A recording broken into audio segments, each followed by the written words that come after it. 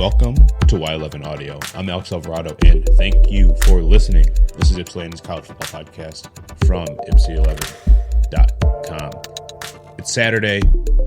That means we're having a conversation with Justin, my old friend. You've heard his voice before. If you listen to this podcast, you definitely heard him a few times already. Today is February 3rd, which means if you're looking at the clock, that's right. You'll see that there are 210 days until EMU football starts off again. Whew, it's going to be a long time, but hey, 'tis the off season.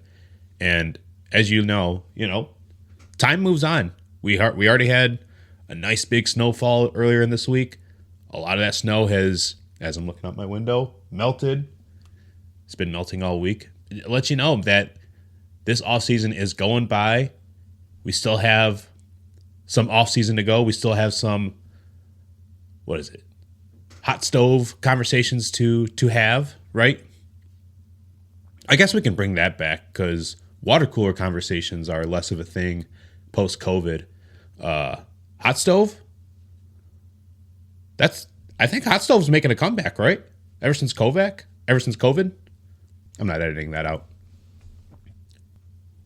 Me and Justin, we hang out. We talk about, some of the biggest topics in the MAC. Last time we talked, it was about the Buffalo opening as Maurice Linguist left for Buffalo, and we just kind of pondered, what do we expect? Like, what do we want out of, Buffalo's going to pull a rabbit out of the hat, but how are they going to do it? What kind of rabbit are they going to look for? We had our conversation before on it. You can go back and listen to some of the things we said. I'll remind you right up front, as you're about to find out after I'm done with this stupid intro. Justin, who I didn't agree with at the time, I won my bet, right? If we were playing cards, if we were playing some poker and, the pot was based on whatever our takes were, I won a pretty big pot right there. Though neither one of us really assumed that Pete Lembo would be coming back to the MAC. Or if we were going to think that. We didn't think it was going to be right now, but I guess that's on us. USA Today, they ranked a bunch of the hires. I didn't really look into it, but apparently they ranked it as the number 6 hire of this coaching cycle, which, says a lot about the job that Buffalo did to bring back Lembo, who has done a really good job in the MAC. If you're as old as me, you will remember the jobs that he did at Ball State from the 2011 through the 2015 season. He left after compiling an overall record of 33-29, 23-17 in MAC play. Left out of frustration, is coming back wiser, still youngish in this space. I know Maurice Linguist was actually in his 30s, still is. Pete Lembo is 53, but I don't look at him as an old man. I don't look at 50-year-olds as old, or even if that were a thing, that's, why would we say old is a bad thing anyways? It doesn't really matter. He's good. He's experienced. He knows what he's doing. If you've read my work, you know that I think that Lembo is a great, great hire. This is an awesome, as I'll say later, this is an awesome 3-punch combo that this school has put together after it fired its last coach in 2014, which fired its coach after an EMU win over them.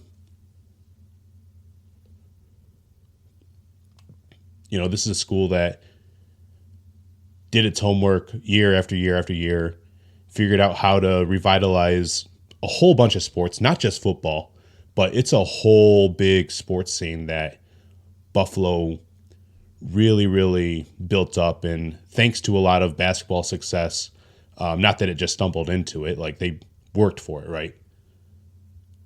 Buffalo worked its way to get one of the best coaches in Division III history to build up some of the infrastructure when things were looking really bad. Then after he left at a really weird time, Maurice Linguist came in, inexperienced in his own right as a head coach, but had the know-how, had the communication highways to establish better recruiting at Buffalo. right? It was a program that should have never left its, I shouldn't say should have never left, but should always be keeping development from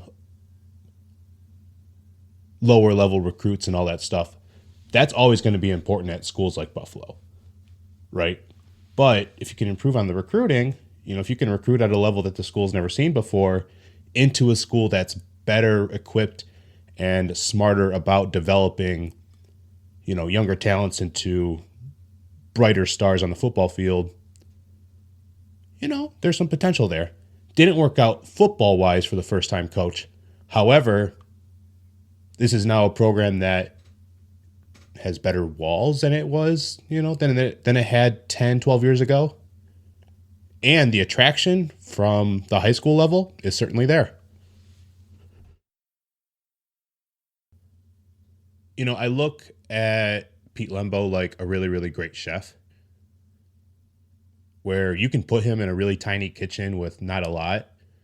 He's going to make you an incredible dish. And it doesn't have to be just a simple little omelet, but Pete Lembo knows how to cook. This is all analog, right? Does he need all the big gadgets? Does he need all the finest tools? Does he need the air fryer? Does he need, all these things? Does he need all like the next things that Costco's trying to sell you? No, not really. I mean, it'd be nice to have, but what's wrong with this cast iron? He knows what the hell to do with cast iron. He's done whole Thanksgivings on that thing. All right. Well, the stakes are the stakes. If I need to have a better kitchen, so be it.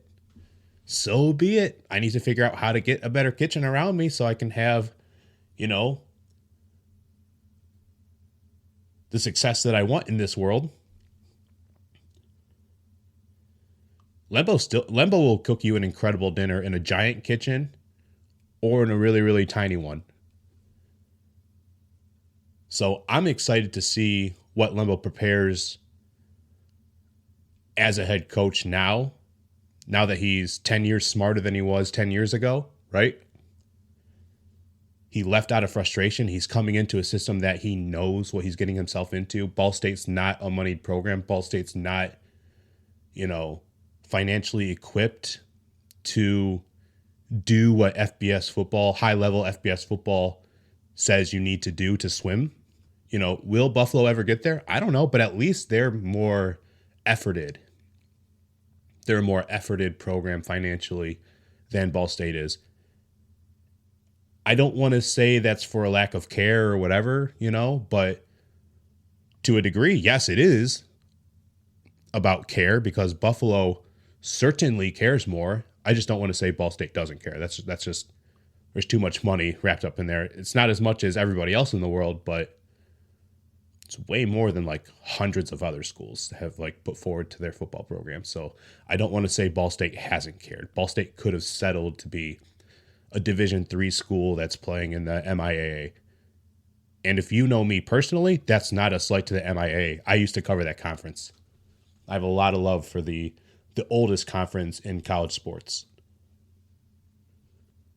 Or wherever, you know what I mean? Like Ball State could have been D3 if it wanted to. But that's not the case. For all of Buffalo's efforts to finally land Pete Lembo, who did a great job at Ball State, man. There's no reason not to expect Buffalo to be one of the premier MAC teams heading into 2024.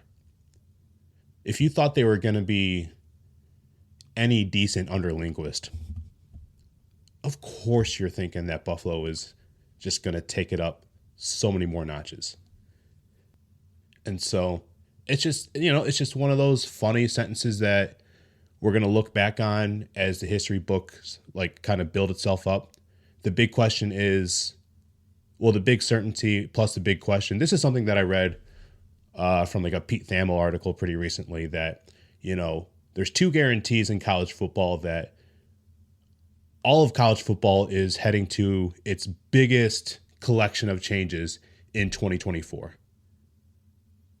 The other guarantee is that nobody knows what it's going to look like.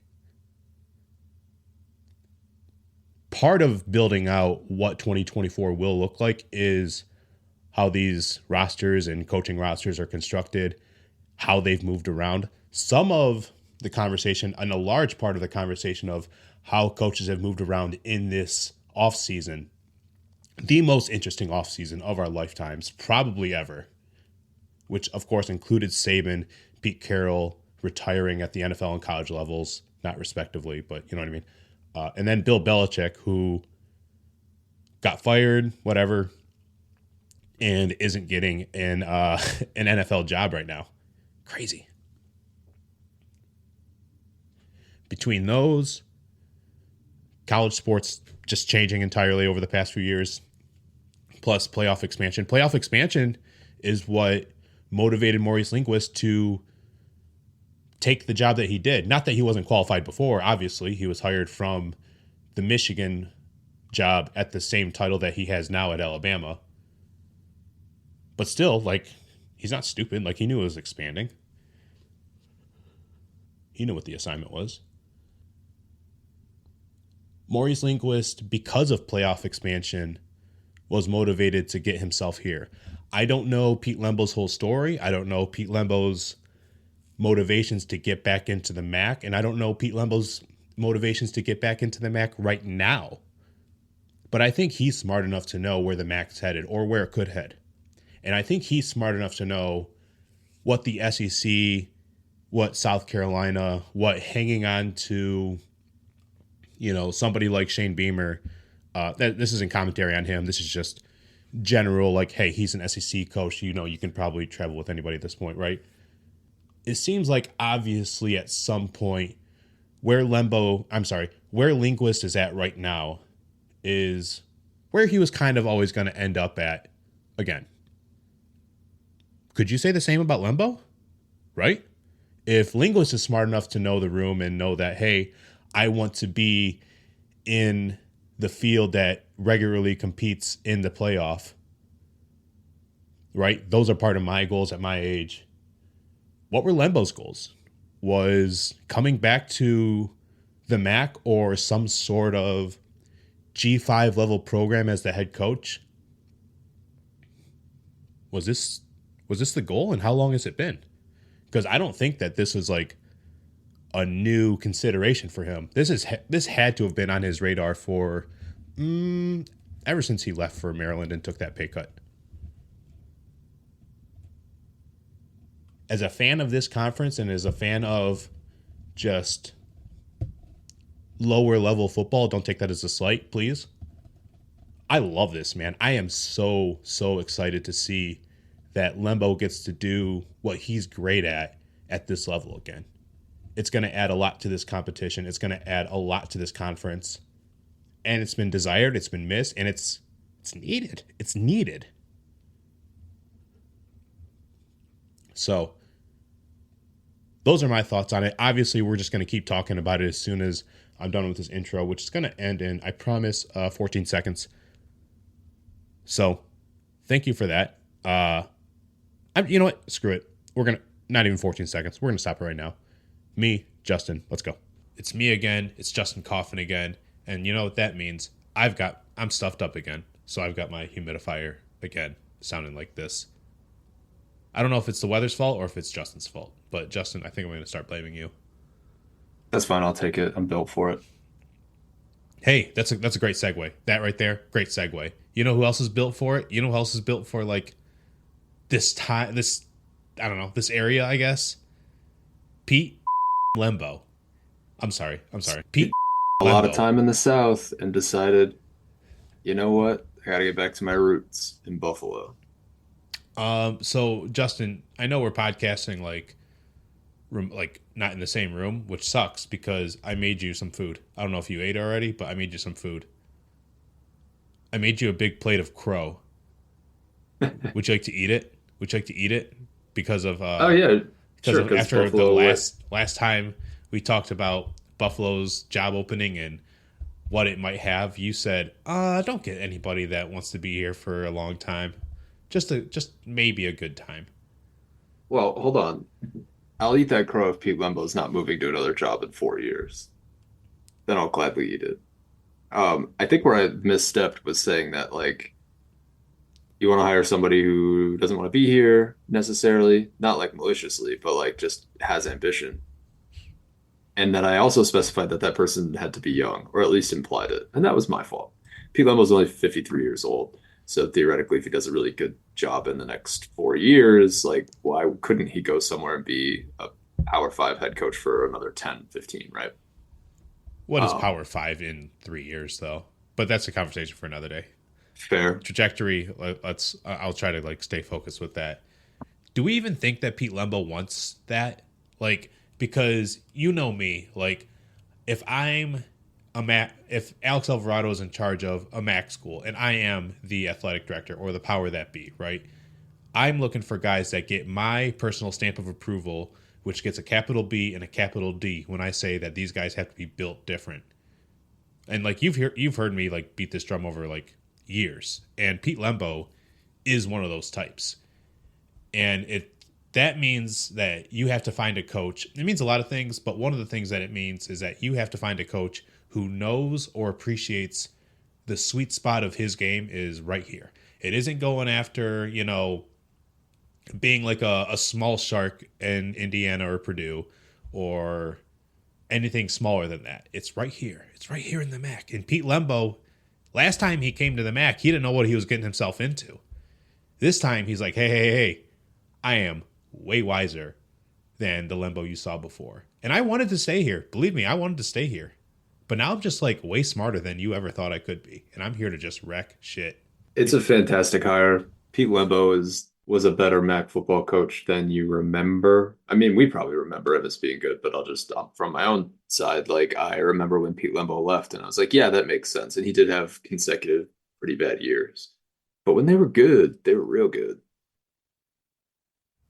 Do you remember what the final score or the outcome of Pete Lembo's very first game with Ball State was?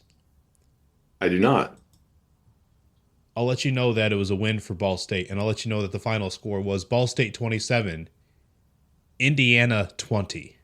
Like, how is that an introduction for you? You are a guy who, when you get hired in after 5 years at Lehigh and after 5 years at Elon, which already is like kind of an interesting like resume builder as a 30-year-old guy at his time, to go from first time FCS coach for 5 years to FCS coach at another, at another conference for 5 years, brings two schools to like good prominence at their spots. Tries out Ball State because, hey, it's more than what I got before. It's not much, but it's more than I got before, and I'm not a guy that needs much.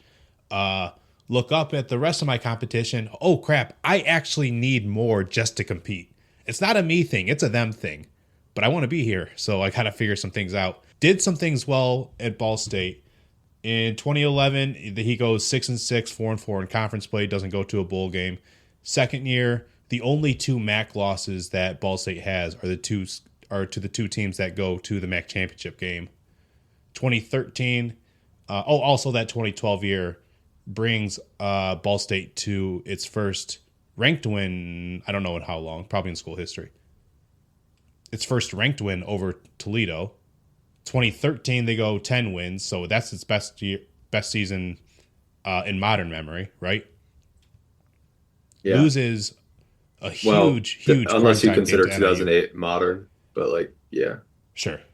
If I was in high school at the time, Justin, as like a frame of reference, that's pre-modern. I agree with that. Sorry, Brady Hoke.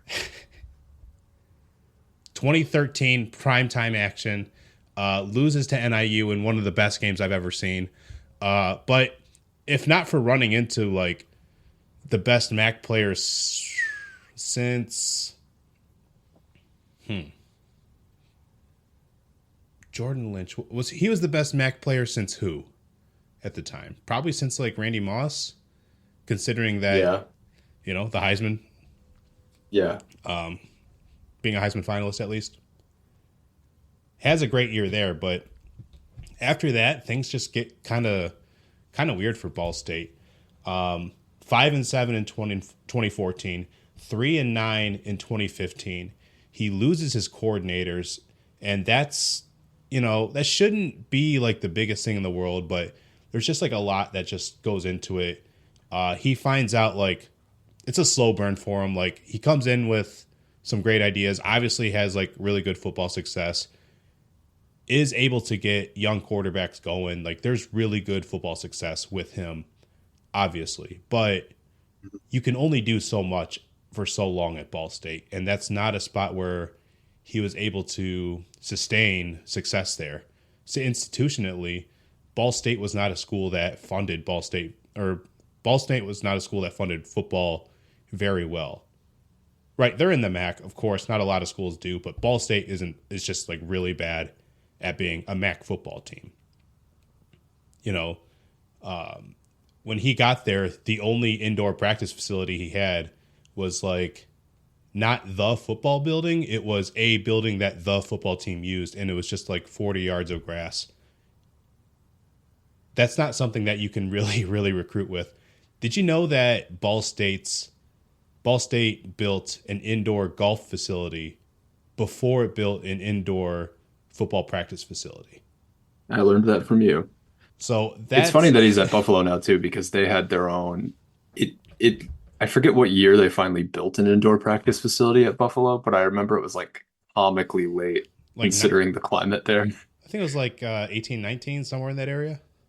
Yeah, I remember. I remember reading about that and being like, they didn't have one. I think even today they kind of share it, right? I'm not entirely sure on that. Don't quote me on that. Like, I don't know if it's even just dedicated to football, but or maybe that was what it was. They built a football only one in 1819, but previously they had to share it with everybody else. Um, a lot was made about Pete Lembo leaving for a coordinator job. He's like the OG of this in the MAC, and there was kind of, I think, in the same season, the MAC had two head coaches leave to be coordinators, right? Between him and Enos Separated by a year. by a year. Yeah, So Enos was 14. He was the OG. yeah, so Enos the OG. I'd apologize to him on Twitter, but he blocked me. Then Lembo goes, and that kind of set off like the same kind of freak out we're having now about college football, right? Like, oh, these guys are leaving, blah, blah, blah. There's nothing new under the sun, Alex. Consider the environment that Lembo was coaching in at that time, from 2011 to 2015. He probably looks around, he sees NIU hit their zenith, right? And again, plays one of the best games either of us have ever seen. They come up short of trying to dethrone NIU. And then as he gets towards the end, his team drops to 3-9. He's gearing up for another rebuild.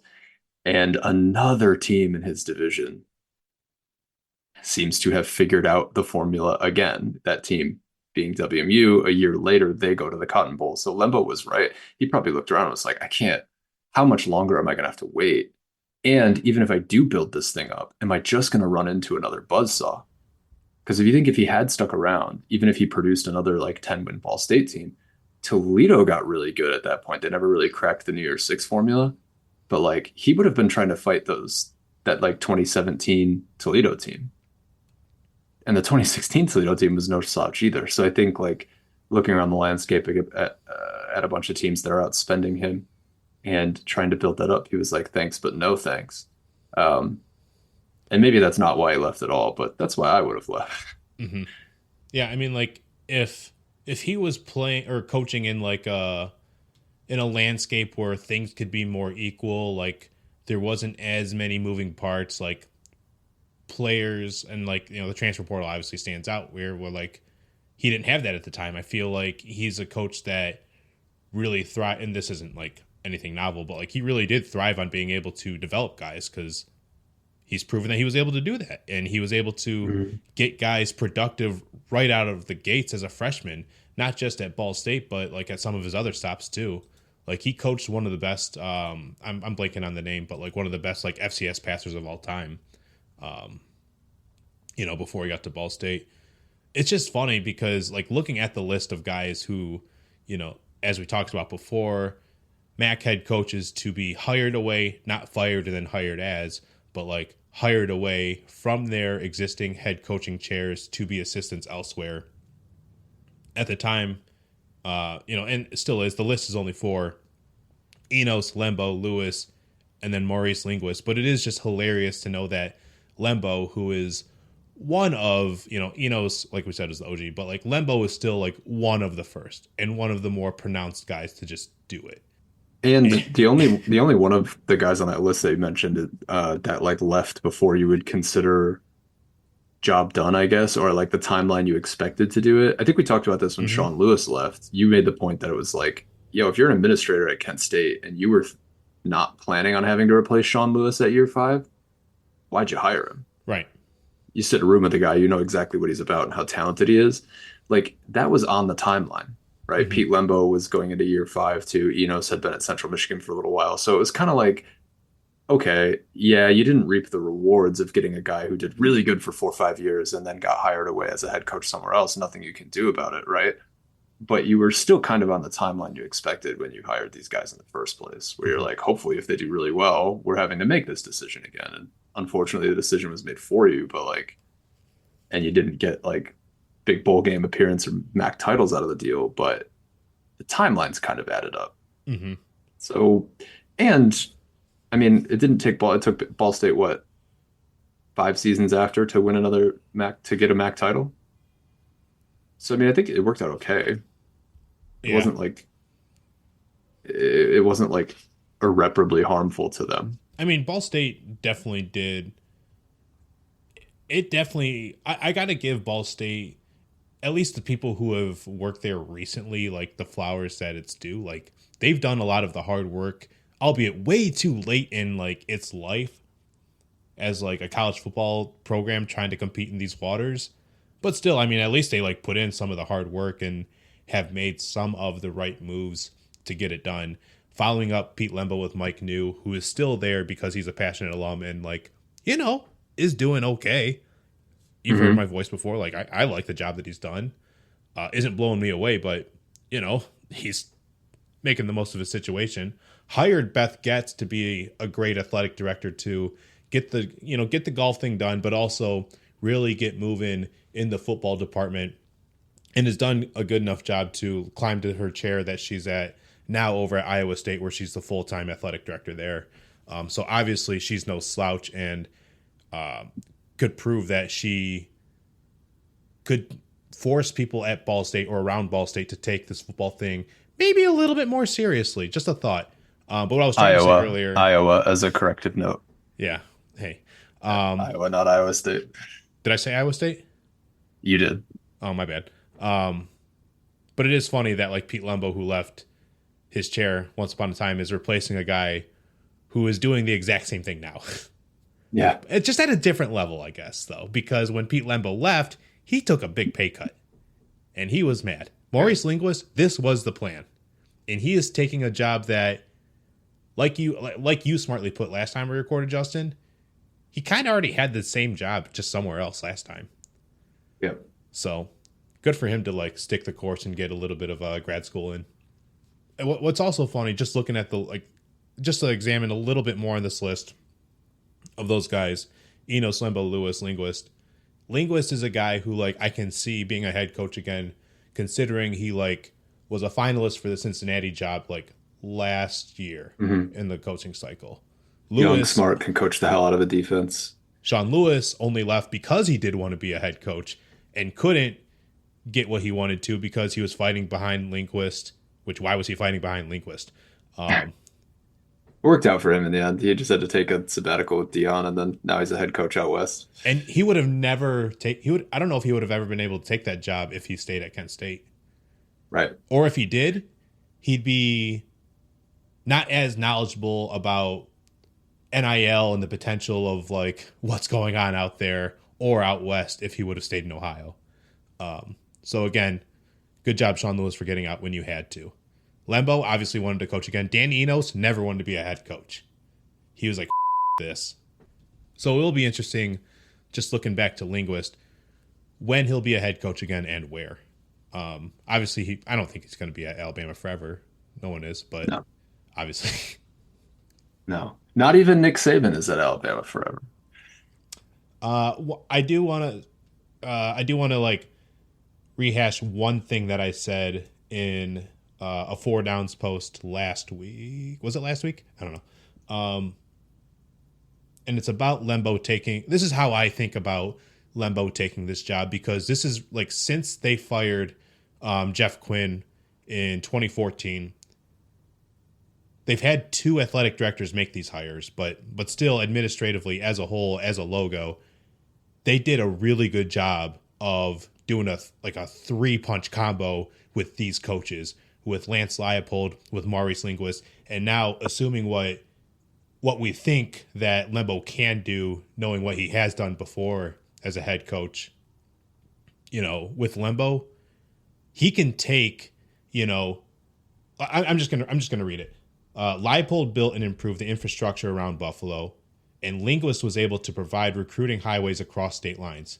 Now Lembo, the guy who could always do more with less, gets to finish what they and he started working toward.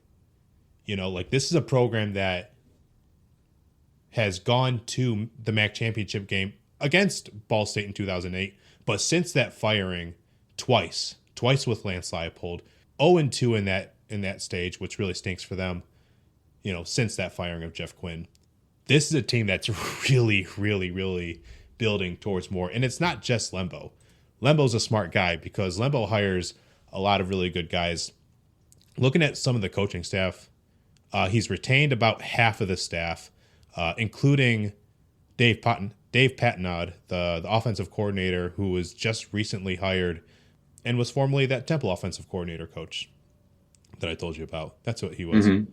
Some of the new hires, though, has a new strength and conditioning coach, stole Miami, Ohio's linebacker coach, young guy, Miami graduate as a non-athlete, special teams coordinator from Charlotte a couple of years ago, spent most of his career as an analyst. We'll see how he does. But then also hired away Ball State defensive line coach Adam Morris, who is also the recruiting coordinator, who also played for Lembo at Ball State. He was a team captain for the team in 2011, graduated 2013. So obviously someone that knows him personally, but knows the MAC, man. Like he was doing a pretty good job in the MAC. He was like Ball State's recruiting coordinator. That's a huge swipe in the conference. Like you don't make those moves if you're not trying to keep the recruiting thing going at Buffalo. I know recruiting was the first word out of his mouth in his official statement about what Buffalo's going to do. I think it's everybody's these days, but seems like that's an important focus, and something we talked about last week was how do you keep those recruiting pipelines open at Buffalo? You want to hire a guy who can do that. Yep. If you can do that, the money's there, the desire to have a good football team is there, the recent history of having a good football team is there. It seems like a perfect match, and one that I just didn't think was going to happen. I definitely saw Pete Lembo being a head coach again, but it surprised me that he came back to the MAC. Mm-hmm. But we're all better for it. I think that's enough Lembo talk for now. I do want to shift focus to the schedules that have come out for the 2024 season. The MAC has announced the matchups for the MAC this season, next season, and the season after. They've never done that before, and there's a great reason why they're doing it now. The big reason is because they're switching to a pod system. That was already talked about the week of the MAC championship game, where there's going to be 4 pods moving forward of 3 teams each. Akron, Buffalo, Kent State in one, Ball State, Miami, Ohio in another, Bowling Green, NIU, Toledo in a third, and then the directional Michigan in the mitten. Pretty easy to remember. But they gamed it out. They pumped out the matchups, not the actual dates for all those games. The dates for the 24 schedule will be coming out in a couple weeks, but at least the matchups for the next 3 years, just to prove that this conference can finally be one where everybody's going to see everybody. You don't have to wait very long to see every school in the conference. And so you won't go to the same MAC school twice outside of like a 2-year window, really. I don't know, it's a weird way to say it, but over 3 years, over 2-3 years, you're going to see every school. You're going to travel to every MAC school if you're a participant in the MAC, which is really cool and needed, and an outdated problem that I'm glad is fixed. And I'm also glad that we just have these schedules out, man. I'm just glad that It gives us some February content to look at, man. We can imagine who's going to play where. But we can also see like who we have, who we don't have. Some teams that we usually have scheduled on our, each of our team schedules, who we have dodged for the first time. I'm sure you, Justin, as a Western fan, are really, really glad to not see Toledo for once. Yeah, I'm pretty happy about it, and it's I think a benefit for everybody in the pod scheduling because like I know the MAC championship games have always been a toss up and the underdog wins a lot and all of that stuff. Like generally speaking, one division has always been way stronger than the other. And I wonder if this doesn't just like open up more windows for more teams to make runs, right? Because some of them might have weaker schedules than the other year over year, and you're not always like in the case of Western Michigan in any odd number year, they had to play in DeKalb and Toledo. So you could basically write WMU off in any odd number year for all time. This is a nice like switch up. I'm definitely looking forward to it. And I'm looking forward to like new rivalries building. I don't know how much it's going to help with like attendance or something like that, but building more familiarity with everybody else that you're in a conference with, I think can only help. Mm-hmm. And it's an easily travelable league too, so people can get to more places more frequently if they'd like to do that as well. I am curious to like know, and I'd have to talk to like, I don't know, probably like 12 people who like work in these departments to figure out like how much more are these or less are these MAC schools spending like traveling per year just to make this work out. I have to feel like it's a little bit more, but not by much. And I don't know, I'm just curious to know like what that figure looks like. If I know we just got done talking about Buffalo a lot. If I had to pick one school and ask, which MAC school is happiest with the pods that they're in, dude, it's Buffalo, right? Buffalo has to be the happiest camper with the schools that it's paired with, right? Yes, unequivocally. Considering how Buffalo is continually getting its stuff together, Akron and Kent State have, tried. The trajectory of Buffalo is just too good to where I think like that's two good wins you can kind of bank on year in and year out. Ball State, Miami, Ohio all seems, obviously Ball State's the one that's lacking there, but I don't know, man. Like, yeah, I think we're in agreement with that. Do you have any other reactions that you want to share about these pods or this year's schedule that you kind of had in your head? No, I've been a big fan of the pods for a long time, and I know we've been talking about it for it's probably a decade now, right? About scrapping divisions and all that. Not every year we've talked about it, but it's been mentioned. It's been floated. And the MAC, pretty much the only the rivalry that we all knew would get left out in the cold is the one that did, and it's NIU and Ball State. But it doesn't seem like anybody even in that rivalry cared that much if it got left out. Only Ball State is the one that cared, and even then, they only cared because they just started winning. Yep, and NIU kind of built a natural like competitive rivalry with Bowling Green in those MAC championship appearances and Toledo for obvious reasons. So everything just makes so much sense, and a lot of these schools all played each other anyway, so it's not like it's a big change without being like a dramatic change, I guess.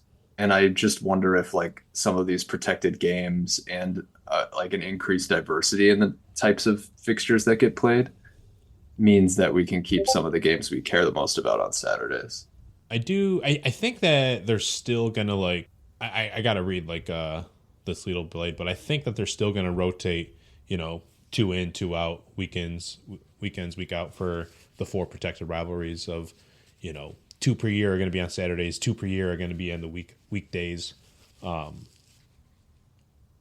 would help is if Middle Tennessee and Western Kentucky and one of UMass or UConn, it's going to be, I would say UMass personally. If all 3 of you guys wanted to like come in and like make a pod of yourselves and come, enrich the spirit a little bit, give the MAC a little bit more inventory to play with. That'd be kind of cool if they just joined the conference tomorrow. But that's just me talking here. The one thing I don't really care about, and like, you know me, I'm someone who, as much as I've talked about, as I guess much, I don't know if that's the right word, but I don't know, to the amount that I have talked about, you know, the idea of divisions going away would be somewhat good. I don't know. As you can hear it in my voice, I'm not a total believer that it's the best thing for the MAC. Like I've always been kind of a fan of the East-West splits, just because like in season I get that it does provide a little bit more intrigue if you're in it, right? Like if you're that fourth place West team, like it gives you something more to fight for in November, because the standings mathematically say like, hey, you might be able to make a run at here if you get your shit together over these next couple of weeks. Or you could like really screw up someone's season, and that someone special is your division hatred rival. And that might go away a little bit here if everything is just forced to like only pay attention to like the top few MAC teams, since we're going by total win percentage. I don't know how many, like,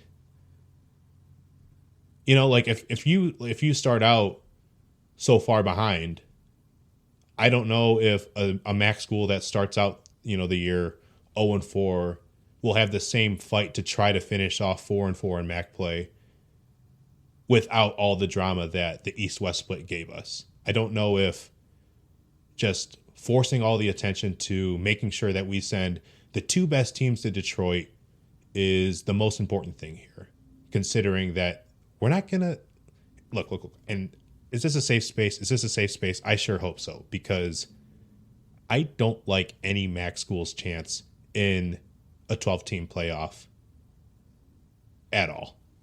And I know I'm not supposed to say that, and I know Certainly not now. Yeah. I know I'm supposed to be like, no, man, I believe in you guys. I really do. I don't. I'm sorry. I just don't. And so if realistically what we're playing for in all this is to make sure we send the best MAC team to Detroit to hopefully go to the playoff if all the dominoes fall right, maybe get that first round upset. But is that like, is that the ceiling we're really fighting for? I don't know. Yeah, I know I'm curious too, like how many. I haven't looked back at like all the MAC title matchups and things like that, but if you look back at every year and you're like, if we pitted the two best teams in the conference against each other in the championship game, like even if we just kept divisions and it was just like big 16 pods or something like that, right? Mm-hmm. If you didn't want to call them divisions, like how many years would it have just been an NIU Toledo rematch at Ford Field, right? Right. And I think the pods kind of helps that a little bit, because you're going to reduce the chances that you get a rematch and you'll get two teams with very good records playing in the games, right? Mm-hmm. I hope that all bears out. But I can't think off the top of my head of how many years where, like, there are years where I'm like, oh, man, you know, I wish there was a different team here. Like, I wish Toledo didn't have to play Akron in 2017, but, you know, that's Ohio's fault. Mm-hmm. Yeah, there's not too many of those. Like, that happened once. Yeah. And maybe like the 2016 game ended up being very good at Ford Field, but like, and Ohio deserved that shot, right? But I think they were like 8-4. And I think that one of the beauties of divisions was that Black Friday game between Toledo and WMU meant a shitload. Mm-hmm. It would have meant a lot less if they would have just packed their bags for Ford Field and played each other again a week later, a week and a half later.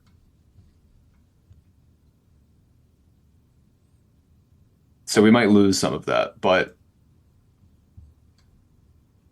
maybe we get more randomness too. I don't know. Maybe we get the opposite result. We get some team with a very favorable schedule that wins 9 games and gets in. What we need is like a thing that says like whoever wins in the MAC championship can take four players or a handful of players or whatever from the other school, like Little League. There you go. What about a max super playoff? Well, we're not going to the 12-team playoff anyway, so like let's The just take Mac the top four Superstars. teams. Let's just take the top four teams. There's four pods, right? So just take the winner of each pod and then play a 14 playoff. Quick Lane Bowl could just be the MAC championship. Call it a bowl game. I don't care. All right, Justin, we have time for one more topic on this podcast tonight. You wrote down a list. Do I have it right that, and I think this is the way I'm going to spend it, or phrase it, I should. Why did I say spend it? Jesus, man, I'm so tired. I think the premise of this is who spends more on recruiting, the MAC or School X, right? Oh no, it's donor contributions. Donor contributions. That's what your list was about. Okay. Yes. I'll let you introduce it then. I'll shut up. So I pulled this data from the Knight Newhouse College Athletics database. I'm going to talk about this like I've always known it existed, but I just found it tonight, and it's the Knight Commission on Intercollegiate Athletics, collaboration with the Syracuse University Newhouse School of Public Communications. All of which I say so you, the listener, know that I'm not just pulling bullshit. So what this little database does is it tells you like where all the revenues come from for each school in the FBS, provided they're not private and their data could be acquired by public records. When you look around in that, you look at the Mid-American Conference as a whole. Of all 12 teams, the MAC pulled in $28.12 million in donor contributions for athletic departments. That's more than we make. Pretty cool. That's way more than we make, more than I'll probably ever make. So I thought, here's a fun exercise. How many Power 5 schools or other schools of interest have bigger donor contributions to their one athletic department that exceed the entire donor contributions to the entire Mid-American Conference? Hopefully I explained that right. So I have 1, 2, 3, 4, 5, 6, 7, 8, 9 schools here that I picked. And I'm going to ask you, Alex, I'm going to name the school, and I'm going to ask you to say, is their donor contributions higher or lower than the entire Mid-American Conference? And then how much higher or lower? Cool. Make sense? Yes, it does. All right. So again, Mid-American Conference, $28.12 million. The first school on the list is Iowa State University. Not Iowa, right? Not Iowa. Okay. Not the place that Beth Getz is the athletic director. No, the Cyclones, where they still have Matt Campbell. Didn't think he was going to last that long. Still do. Old friend alert. And don't tell him he's on the hot seat. Don't you dare. No, especially not in person. Turn him loose, dog. So your job is to tell me whether Iowa State pulled in more donor revenue in 2022 than the entire Mid-American Conference. I'm going to say more by $6 million. You would be wrong, but you're pretty close on the get. Iowa State pulled in $23 million in donor revenue. Oh, okay. So there you go. If the MAC all pulled together and created one football team, you would have more donor revenue than Iowa State. Congratulations. The next school on the list is Michigan State University. It's got to be like Michigan State's donors donate more by $2 million. I'm going to say they donate $30 million. You're correct that it's higher, but Michigan State pulled in $54 million in donor revenue. Whew. I'm just saying numbers. I don't know. Yeah. Now I would have to dig into the data. I don't know how much of that is like the Matt Ishbia stuff with the big Mel Tucker contract, like how because of a lot of that was like donor backed. What stuff? Which all head football coaches are donor backed to some degree, but that one particularly so. So it could be skewing it a little bit. I didn't look back at like past years, but yeah, big number, much bigger than the MAC. The next school, Oregon State, the Beavers.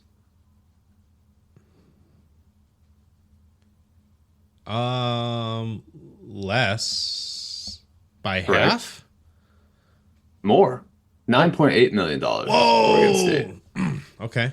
Yeah, which is still, by the way, like considerably higher than like any MAC school. Probably like 3 times bigger, I think, than like WMU's donors. So like still a massive number compared to any of the schools anyone listening are fans of. All right, the next school, Auburn. Oh my God. Okay. Okay, so they donate way more. But how much? They definitely donate more. How much more? I'm gonna It's say less than Michigan State. I'll say it's less than Michigan State. it is. Okay.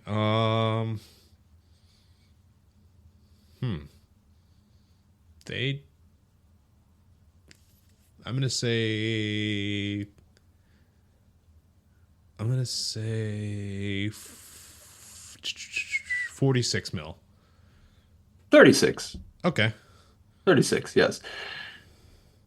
This is a school I found interesting. Won't tell you why, but just was curious to see what the number was, and I put it on here. Colorado State. I'm gonna say less. I'm gonna say that they donate 17. It's 11. Okay.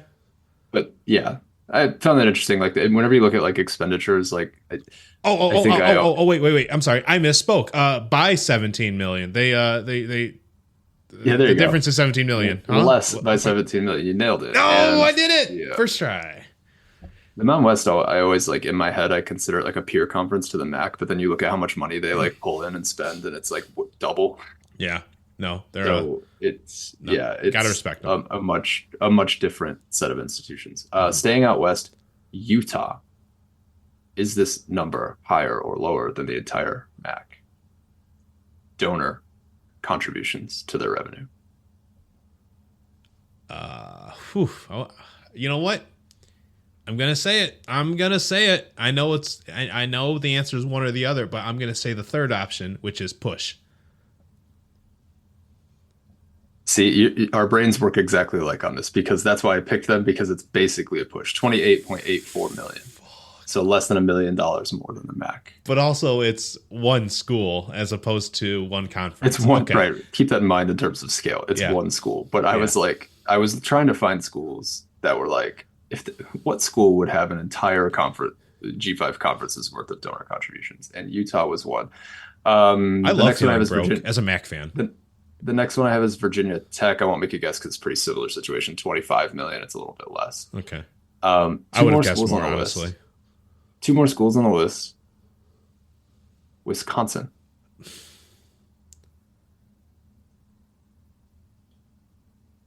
Donor contributions, Wisconsin. More by 2 mil. Way wrong. It's only $7 million. Really? That's interesting.